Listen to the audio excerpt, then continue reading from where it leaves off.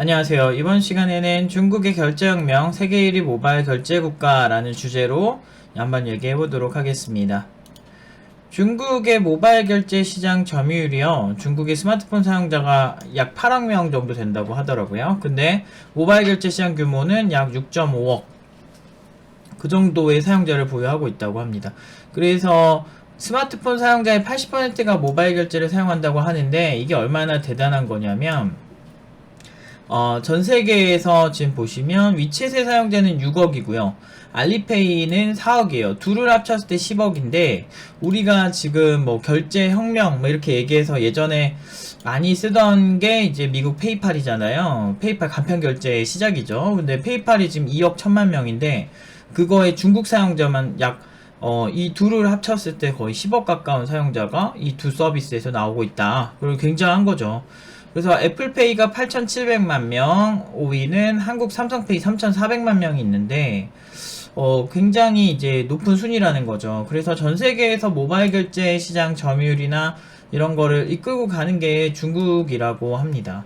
근데 중국, 보통 이제 우리가 결제라는 것을 딱 생각을 해보면, 우리 같은 경우는 이제 현금 아니면 이제 신용카드 이렇게 생각을 하는데 이제 일본 같은 경우는 아직도 81.2%가 현금을 사용하고 있다라고 하고요. 실제로 여러분들 여행 가보시면 아시겠지만 좀 신용카드를 안 받는 경우 굉장히 많이 보실 거예요. 근데 되게 일본은 특이한 게 비트코인이나 이런 그 암호화폐 결제를 좀 받는 경우가 좀 있었어요. 그래서 그거는 굉장히 재밌었는데 그래서 이제 바로 결제가 암호화폐로 넘어갈라나 이런 생각을 하긴 하는데 아직까지는 현금을 많이 받더라고요. 그래서 그리고 카드 비율이 15.8% 정도밖에 안 돼서 사실 저도 갔다가 카드 안 된다는 소리를 굉장히 많이 들었던 것 같아요. 근데 한국 같은 경우는 신용카드 사용률이 굉장히 높죠. 50.6%고요. 그리고 이제 현금이 26%, 그 다음에 모바일 간편 결제가 뭐 그 다음이 아닐까 싶은데 아무튼 기타 등등. 근데 이제 중국의 스마트폰 보급률이 68%인데요. 그 중에서 80% 정도가 모바일 결제 사용한다고 해요. 그럼 대략 모바일 결제 시장 규모가 54.4% 정도라고 볼 수가 있죠. 그래서 이 정도로 굉장히 높은 수준의 사용률을 보이는 이유가 있는데요. 일단은 중국 같은 경우는 신용카드 보급률 자체가 높지가 않아요. 그래서 그 다른 나라에 비해서 유난히 적어서 그 갑자기 그러니까 0.3%였나 1%인가 막 그 정도 수준밖에 안 됐던 걸로 기억을 하는데 그런데 반대로 바로 현금을 쓰다가 바로 이제 모바일 결제로 넘어간 되게 특이한 노선을 보여주고 있어요. 경제 발전이 빠르다 보니까 그런 것 같은데 이제 이게 뭐냐면요. 알리페이랑 위챗페이 이제 그림인데요. 이제 보시면 이 QR코드를 스마트폰으로 인식을 하는 거 이런 식으로 인식을 해서 그 상점에 금액을 입력해가지고 인식을 하면 딱 이렇게 결제가 됐다 안 됐다가 이렇게 보이는 거죠. 그래서 바로 이제 QR코드 이런 인식 기술이랑 이런 모바일 앱이 되게 이렇게 앱이 주가 돼서 결제가 되는 건데요. 일단 장점으로 보면은 낮은 수수료 그리고 빠른 정산 하루가 걸린다는 거. 제가 아는 형이 동대문에서 일을 하는데요. 장사를 하는데 거기 관광객들이 많잖아요. 그래서 거기서 뭐 어떤 결제는 하루가 아니고 되게 빨리 됐다라는 얘기도 하더라고요. 뭐 그래서 그게 이제 정확한지는 모르겠으나 이제 공식적으로는 하루 정도 걸린다고 합니다. 근데 이제 이거는 이제 사업을 해보신 분들이라면 아실 텐데 신용카드 결제를 하면 3일 정도 보통 걸리거든요. 2, 3일 정도. 그래서 돈이 들어온 데까지 꽤 오래 걸리기도 하고 그 다음에 수수료가 꽤 많이 나와요. 뭐 인터넷 결제 같은 경우는 온라인 결제 같은 경우는 막 카드 수수료만 정말 심할 때는 뭐 4, 5% 나오는 경우도 있고요. 뭐 그 오프라인 결제라도 막 2, 3% 정도는 꾸준히 나오죠. 그러니까 그런 면에 봤을 때 굉장히 얘는 수수료가 낮다고 합니다. 낮은 수수료 같은 경우는 이제 그 2017년 기준으로는 한 2만 위안 이상인 경우에는 0.1% 정도 수수료를 낸다고 하니 거의 30분의 1, 20분의 1 정도 수준. 그 정도 되고요. 그 다음에 그 이하인 경우에는 수수료를 부담하지 않는다고 하더라고요. 그래서 군고구마 장수도 이런 QR코드를 발급받아서 하는 경우가 있는데, 잠깐만요. 제가 사진을 보여드릴게요. 이거 보시면은, 지금, 이렇게, 지금 군고구마 장수가 이렇게 자전거에다가 이렇게 QR코드만 이렇게 발급받아서 이렇게 연결해 놓고 군고구마를 파는 거예요. 이렇게 아무나 원하면은 편하게 이제 신청만 하면은 이제 장사를 할 수 있을 정도로 이런 단말기 부담도 없고 수수료도 낮으니까 잘 된다고 하더라고요. 그래서 단말기가 일단 필요가 없는데 영수증까지도 필요가 없죠. 왜냐면 모바일 영수증으로 나올 거니까. 근데 이게 생각보다 돈이 많이 들어요. 저희도 이제 신용카드 결제를 하다 보니까 단말기도 이제 신청을 해서 받았고, 그 다음에 영수증도 이제 이렇게 매번 교체를 해줘야 되거든요. 근데 그런 비용들이 생각보다 많이 나가고, 그리고 중간에 그거를 이제 지원해주는 업체한테도 나간 수수료가 또 있어요. 그래서 수수료가 이것저것 따지면 꽤 많습니다. 근데 그렇기 때문에 이제 이런 이제 우리나라 같은 경우는 노점 하시는 분들이 이제 신용카드 결제 되게 싫어하시잖아요. 그런데 이런 경우는 이제 이렇게 혜택만 준다면 저도 이렇게 한번 해볼 것 같아요. 어쨌든 근데 그것도 그건데 이제 문제는 그렇게 결제 정보들이 많이 모였잖아요. 그러니까 예를 들어 한국 관광을 오는 이제 중국인들 있잖아요. 중국인들이 굉장히 많이 써요. 그 면세점에서 쓰고 가는 단위 자체가 조 단위로 쓴다 그러더라고요. 그래서 그 정도로 굉장히 많고, 이제 관광객들을 상대하는 쪽, 특히나 중국인들 상대하는 쪽들에서는 굉장히 이제 보편적으로 많이 사용을 하는 것 같더라고요. 그런 상인분들은. 근데 여기서 모인 데이터들을 가지고 이제 데이터 사이언스가 시작이 되는 거죠. 그래서 근처 명소까지 추천을 해주고 관련 서비스들을 연동할 수 있게, 예를 들면 뭐 구글맵을 설치를 하면 내가 어느 경로 찾고 있으면 우버를 바로 연결해주는 국가도 있었거든요. 그러니까 그런 식으로 이제 연동이 쉬워진다는 거죠. 그래서 사실은 굉장히 제가 보면서 요새 이제 중국이나 이제 미국이나 이제 서로 이제 뭐 무역 전쟁한다고 정신없지만, 저는 그것보다는 오히려 약간 이런 걸 더 보게 되더라고요. 중국이 지금 무시할 수준이 절대 아니고요. 제가 이거 말고도 나중에 또 소개시켜 드릴 게 있는데, 굉장히 아무튼 뭐 관련 이제 여러 가지 기술 콘테스트에서 거의 뭐 상위권 항상 휩쓸고 있는 곳이 현재 중국입니다. 그래서 중국에 대한, 저 개인적으로 중국 사람들이 그렇게 막 좋은 경험이 별로 없는데, 근데 이런 기술적인 거는 확실히 우리가 배울 거는 확실히 배우는 게 좋을 것 같습니다. 어쨌든 한국의 상황은 제로페이 시범 서비스 때만 해도 30초 걸리고 입금하기까지 총 1분이 걸렸다고 합니다. 그래서 편의성이 좀 부족하고요. 카드보다 사용성 부분에서는 좀 아쉽다는 평가가 있고, 그리고 그 대안으로는 이제 삼성페이, 관련 기업을 포스기로 바로 결제할 수 있는 기존 그런 이제 기업들은 인수를 해가지고 그 기술로 이제 하고 있죠. 그래서 삼성페이 아까 보시면 세계의 한 5위 수준의 점유율을 가지고 있죠. 그래서 그런 면에서는 굉장히 편한 것 같아요. 그래서 삼성 같은 경우도 저 결제를 하고 어느 정도 돈을 이제 수수료를 받아간다고 합니다.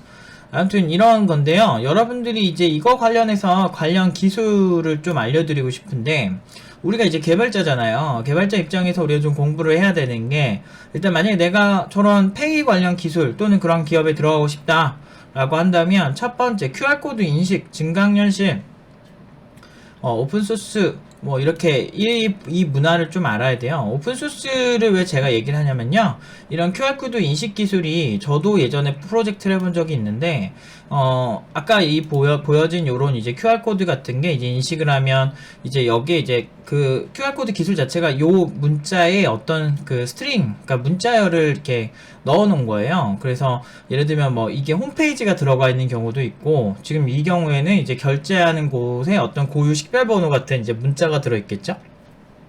그냥 문자로 쓰면 좋겠지만, 이제 스마트폰 입장에서는 QR코드처럼 이런 형태가 더 인식이 편한 거죠. 그래서 요런 인식 기술, 증강현실 기술, 사물을 인식하는 기술이 필요하구나 라고 하던데, 여러분들이 직접 만드시는 것도 나쁘진 않겠으나 그러기엔 시간이 너무 오래 걸려요. 그래서 제가 추천하고 싶은 방법은, 관련 QR코드 관련 인식 기술을 한번 오픈소스를 찾아보시고, 그걸 뭐 시간이 여력이 되면 그걸 까보는 것도 괜찮을 것 같아요. 그것도 괜찮을 것 같고, 굉장히 많습니다. 그 다음에 이제 스마트폰 또는 카메라가 탑재된 디바이스 앱을 만들 줄 아셔야 돼요. 뭐 예를 들면 안드로이드, iOS죠.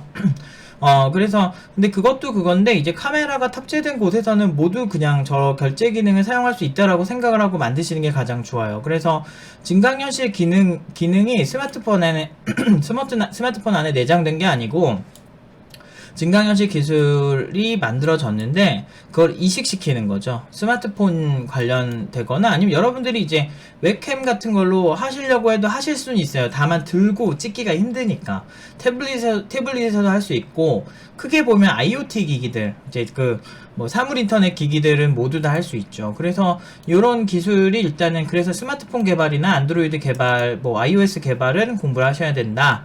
그 다음에 소비자와 사용자를 연결해주는 서버 기술, 그리고 이게 중계기관에 대한 서버 기술 아셔야 돼요. 그래서 TCP, UDP, 뭐 UDP나 뭐 PHP, 뭐 JSP, 뭐 .NET 등등 이런 서버 관련된, 그니까 그 언어 자체가 서버 기술이라기보다는 그 안에 있는 이제 통신 프로토콜, HTTP나 웹개발도 필요할 수 있죠. 웹개발도 필요할 수 있고, 웹개발로 만들어도 되고, HTTP 통신으로 만들어도 되고, TCP 통신 또는 UDP 통신으로 만들어도 되는데, 근데 핵심은 그거죠. 네트워크 기술, 서버와 관련된 기술들을 공부하셔야 돼요.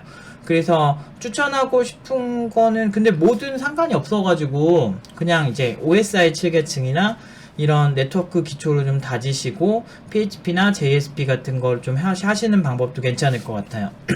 그 다음에 데이터베이스, MySQL이나 마리아DB, 오라클 이런 것도 있는데요.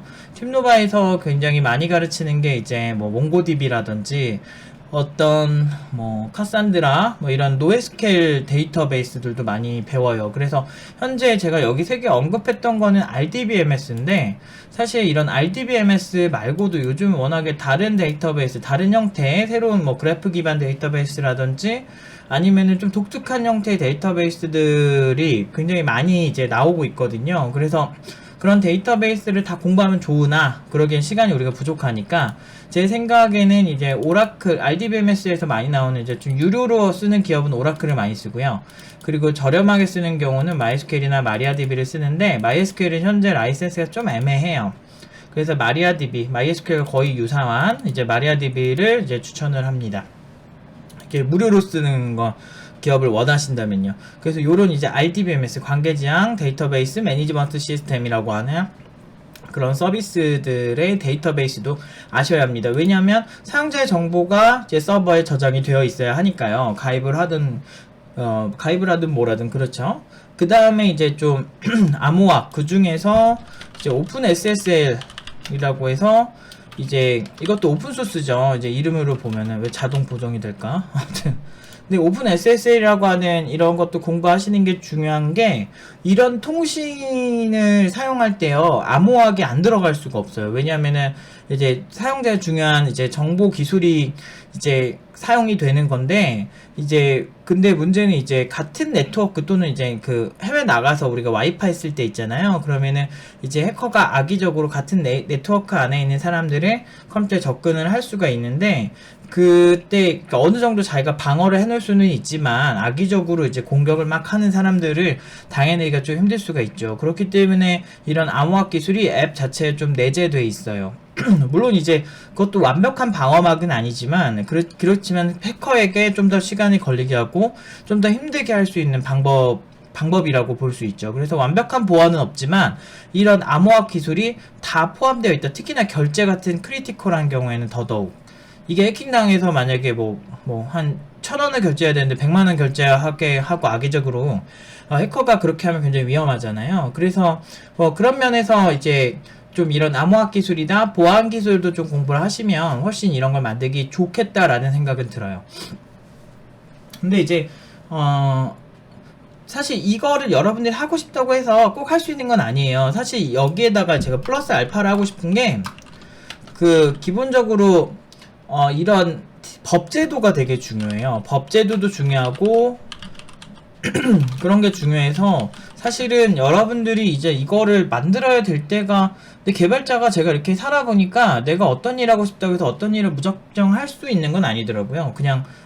그냥 어떻게 하다 보니까 이렇게 비슷한 프로젝트를 한 적이 좀 있었는데 그런 식으로 여러분들이 좀 근데 평소에 이런 거를 좀 공부를 해놓으시면, 또 아니면 관련 저런 분야들에서 일을 해보시면 좀 해볼만 할 것 같아요. 저 같은 경우는 이거 운 좋게도 이거 법제도 빼고는 여기까지는 그냥 다 해봤는데, 여기서 근데 하나당 한 분야라고 보셔도 상관없을 정도로 사실은 그 디테일하게 들어가면 전문가가 다 있는데, 개인적으로 학생의 입장이시라면 또는 개발자인데 좀 추가로 공부할 게 필요하시다면 이런 분야들 중에서 내가 좀 부족한 거를 좀 공부해 놓으시고 관련 기술을 잘 구현을 하셔서 이제 회사 이직을 하시거나 아니면 회사를 구할 때 이제 포트폴리오로서 좀 만들어 보시는 걸 추천을 드립니다. 재밌어요. 저는 프리랜서 하면서 프로젝트를 했었는데 대략 요렇게 됩니다. 근데 다 혼자 공부하기는 좀 힘들 수는 있지만, 그래서 이제 그 대신에 공부를 제대로 해 놓으시면 관련 기업에서는 많이 좋아하실 것 같아요. 아무튼 우리나라에서 페이가 지금 많이 나왔는데 오프라인에서 이렇게 좀 효율적으로 바로바로 결제되는 시스템은 아직은 없는 것 같아요. 그래서 가능하면 여러분들 막 그 시간이 되시면 중국이나 이런 데 가보셔서 한번 직접 체감해 보시는 건 어떨까 라는 생각이 듭니다. 아무튼 여기까지 하도록 하겠습니다.